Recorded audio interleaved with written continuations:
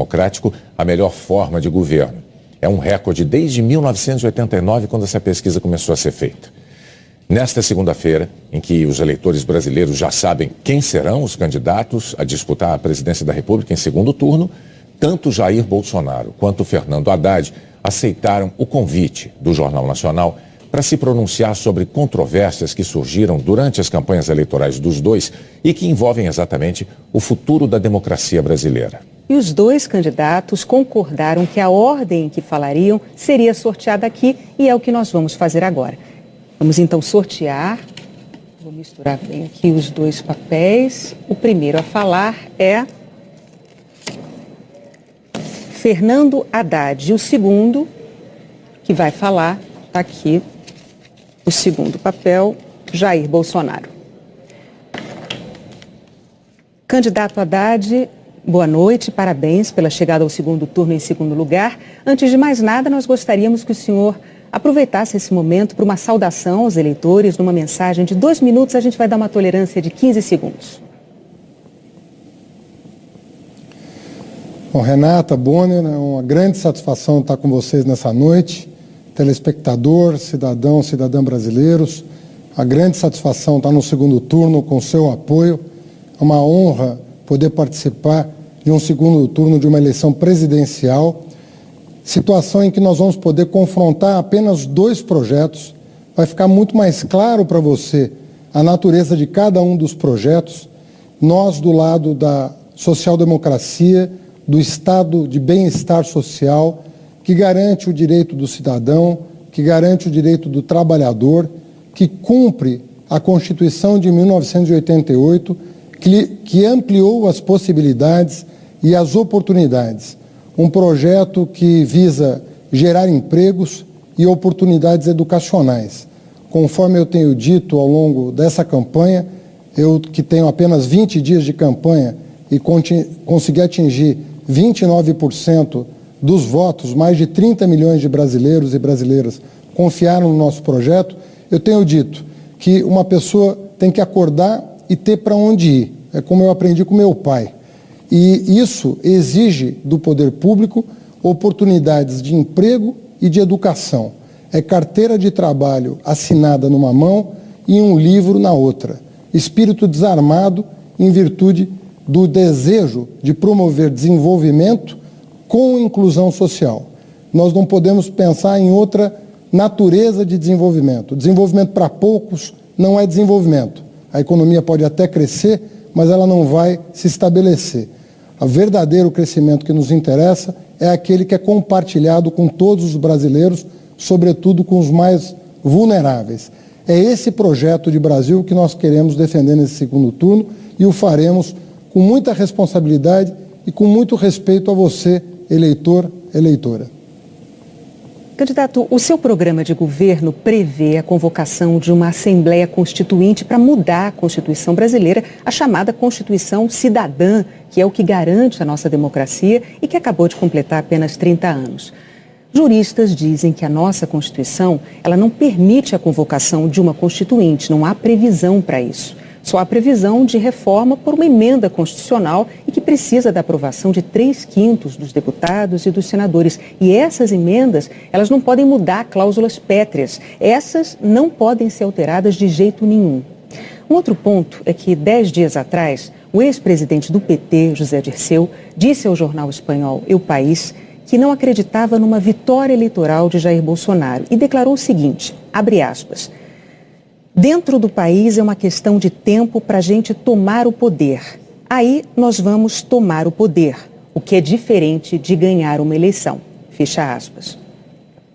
O que o senhor diria aos seus críticos que se preocupam com a democracia brasileira no caso de o senhor se eleger presidente? Bom, em primeiro lugar, sobre a primeira pergunta, nós revimos o nosso posicionamento. Nós vamos fazer as reformas devidas por emenda constitucional. Quais delas? Em primeiro lugar, a reforma tributária.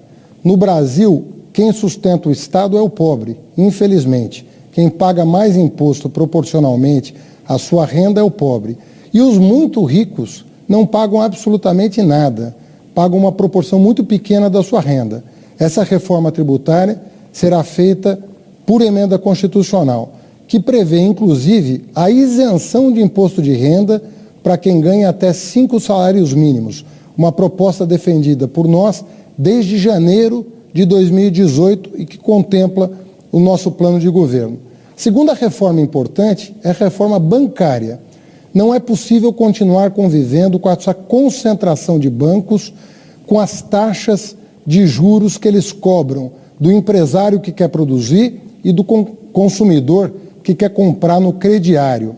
Se nós fizermos com que o juro baixe, o lucro do empresário sendo maior que o juro, as pessoas vão voltar a investir e vão voltar a contratar.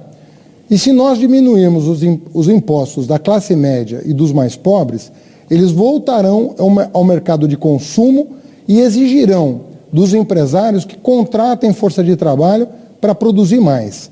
Essas duas medidas são essenciais para a retomada do crescimento e vão ter que ser feitas por emenda constitucional. A terceira emenda constitucional importante é o fim do congelamento de gastos que afetou drasticamente o investimento.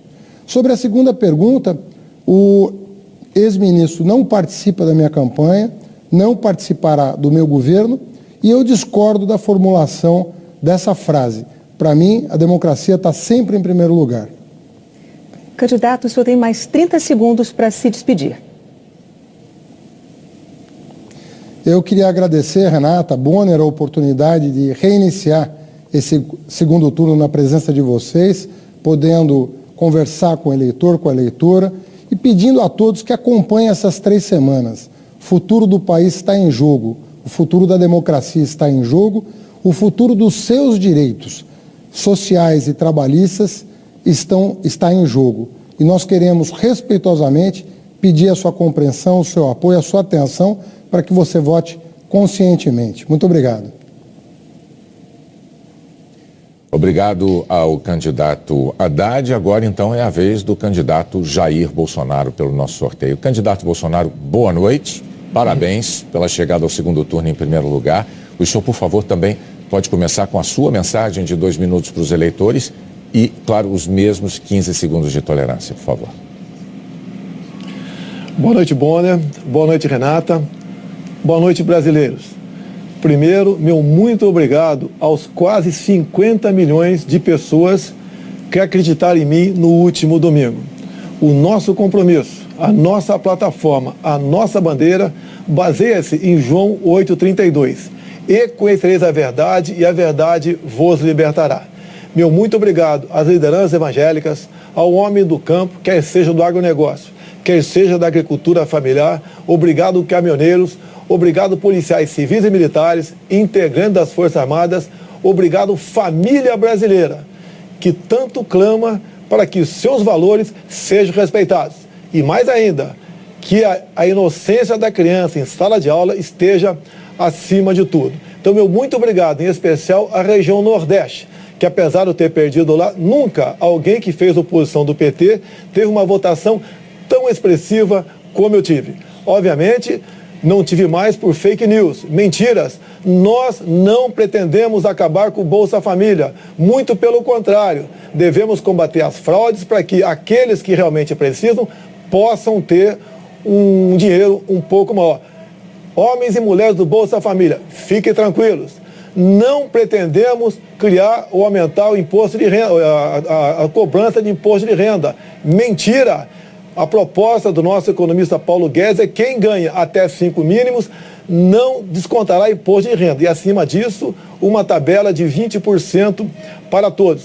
Não pretendemos recriar a CPMF. Eu fui um dos que votou contra a CPMF no passado. Queremos um Brasil aberto ao negócio com o mundo todo, fazer parceria com o mundo todo, jogar pesado na questão da insegurança pública, fazer com que as mulheres se sintam protegidas no Brasil. Dessa forma é que nós pretendemos governar o país e dessa forma pretendemos construir o futuro da nossa pátria maravilhosa. Candidato, no mês passado, durante uma palestra, o seu vice, o general Hamilton Mourão, disse que a Constituição brasileira de 1988 foi um erro. a chamada Constituição Cidadã, como a Renata acabou de dizer há pouco, que é aquela que garante a nossa democracia e que completou recentemente só 30 anos.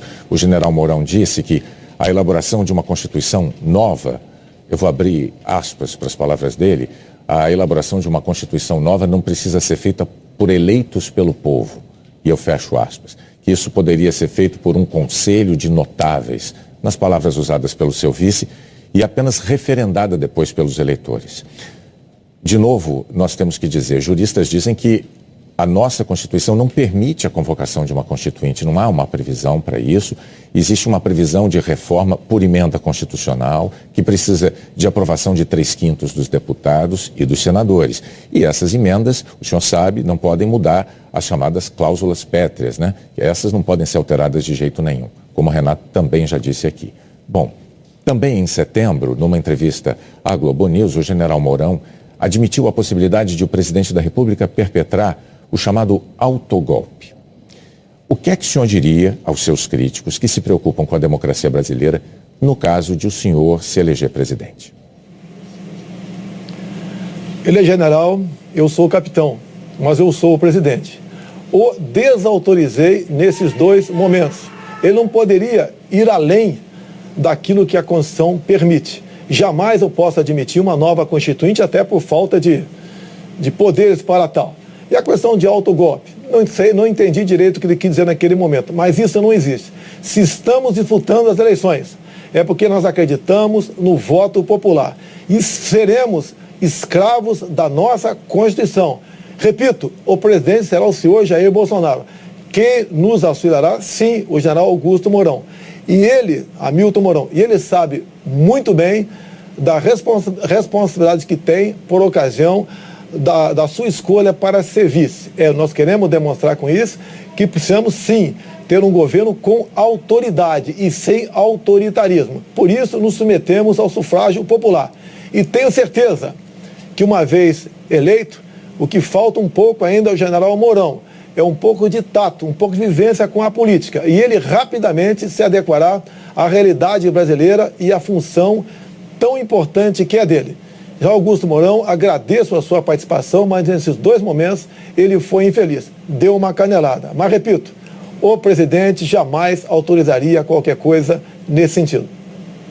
Candidato, o senhor ainda teria 30 segundos para complementar a sua resposta. O senhor abre mão deles? Eu posso complementar. Quando você fala em Constituição, uma Constituinte, não podemos admitir isso, até porque não teríamos autoridade para tal. Vamos manter e sermos escravos da nossa Constituição. Algumas propostas pontuais, sim, poderiam propor, como, por exemplo, a redução da nossa moralidade penal que o povo quer e deseja. Candidato, então agora o senhor tem mais 30 segundos para se despedir dos eleitores. Vamos pacificar e unir o povo brasileiro, sob a bandeira verde e amarela, sob nosso hino nacional, juntando todos que foi dividido no passado pela esquerda. Dessa forma, podemos mais que sonhar.